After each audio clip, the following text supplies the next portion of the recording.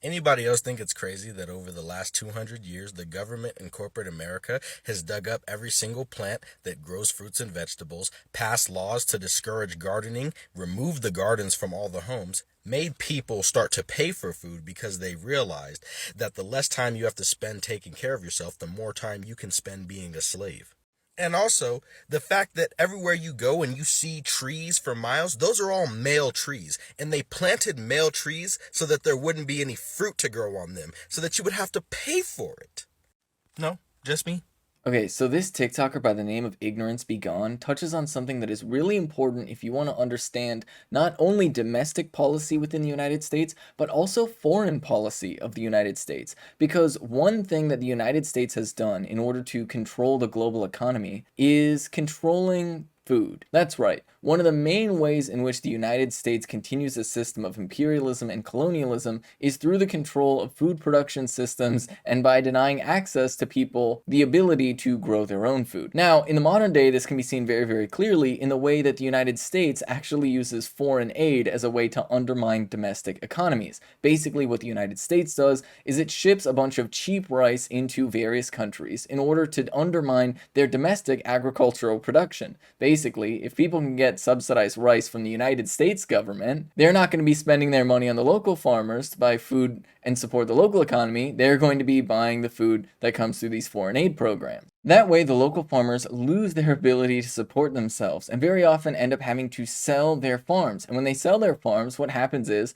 giant companies, with the support of the United States, go in, buy their farms, force them to monocrop with cash crops instead of food crops so that they produce low-cost cash crops for the United States. Things like coffee, sugar, and a litany of other things. And then, get this, all of those countries then are forced to depend on the United States for their food supply, and if they wanted to do things like support public investment in education or healthcare or invest in infrastructure and things like that, well, then the United States can turn around and say, how dare you use your tax dollars on poor people? We're going to cut off foreign aid for your food. We're going to put sanctions on you and cut off the shipments of food to your country and threaten to essentially starve an entire country.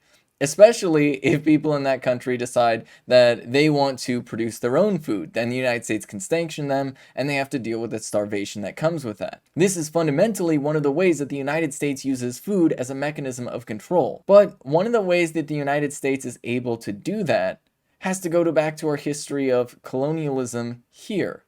Because we need to understand something. Indigenous North Americans had really interesting and fantastic food systems. That is to say, they worked with the natural environment and actively cultivated all of the forests that were around them, such that there was pretty much ready food anywhere. And there's a ton of things that we could go into about the designs of these forests, like for example, outside of different villages, they would very often plant specific types of trees in a V formation so that deer would actually follow along with them and find themselves at the entrance of a village so that hunting was actually much, much easier. But things like that had to be actively undermined by the United States of America, because not only did it serve as a method of attacking indigenous people by undermining their food sources, just like how colonizers went in and slaughtered all of the bison, it basically served the role of starving out indigenous people and then forcing indigenous people to participate in the capitalist economy that was expanding with the colonizers. Thus, the destruction of the food supply played a critical role both in the genocide of indigenous people and in putting them into the systems of control that the United States fundamentally uses to deny any access to independence or self-sufficiency. These things were systematically destroyed with the main goal of undermining indigenous people's ability to exist outside of the capitalist system.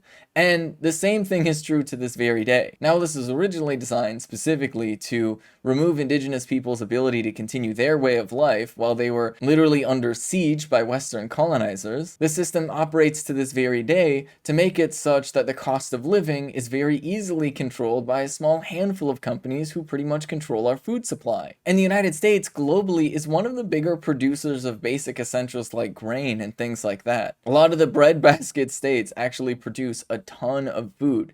And so by being one of the major food producing countries, the United States plays a very critical role in the world economy. And it's not because other countries can't grow their own food. There are plenty of countries that grow plenty of food. It's about putting the entire food supply system under the control of specifically American corporations. That's why the United States invaded so many countries in South America in order to control things like the beef industry, the banana industry, and a litany of other food industries that are pretty critical. By making sure all of those things are kept under the influence of American corporations, the United States is able to maintain its system of controlling the global economy through access to food. So fundamentally, at the end of the day, one of the main reasons why it's so difficult to exist in any type of system around the world outside of capitalism is because the United States quite literally has basically threatened to starve anybody that challenges capitalism. I mean, just look at Cuba. Cuba dared to challenge capitalism and dared to challenge the United States' ability to single-handedly dictate